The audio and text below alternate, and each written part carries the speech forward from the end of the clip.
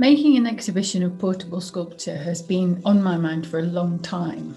It's one of those ideas that starts as a small bubble and then gradually ferments into something much bigger over time.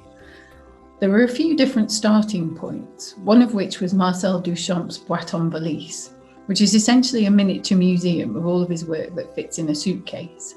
He made this at a point where he knew he was going to have to leave France at the outbreak of the Second World War, and this piece is an indication of what was really important to him.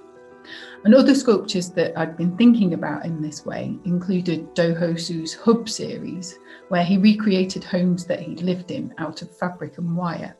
And these pieces were originally designed to be transported in his luggage as he travelled to exhibitions in different countries.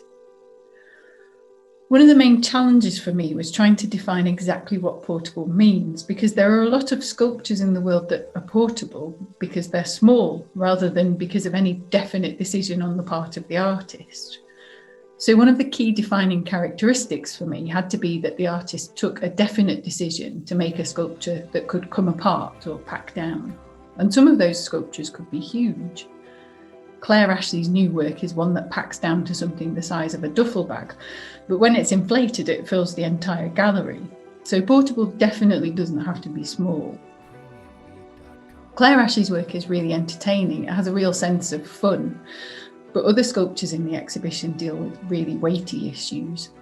Liz Entz's sculpture is engaging with issues of sustainability, and they're really careful to ensure that their sculpture has a minimal impact on the planet. The screen-printed canvases are draped across what Liz describes as the best local trash, which is found on site.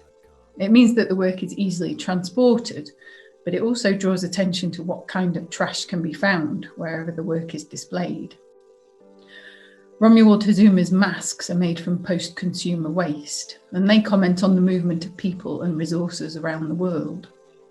It's especially telling that all of this waste ended up on his doorstep, and it draws attention to the kind of exploitation that's involved in shipping consumer waste halfway across the world, a long distance away from the people who created it in the first place.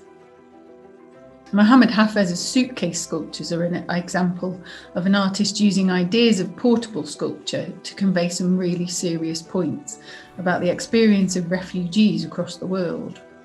These tiny worlds that he creates have a huge impact, and they're more eloquent than any photograph in terms of conveying those experiences.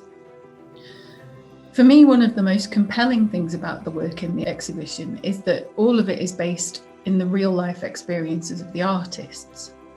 Their experiences range from something as simple as struggling with studio space or wrestling with shipping costs, through to having to leave home and start a new life in a different country.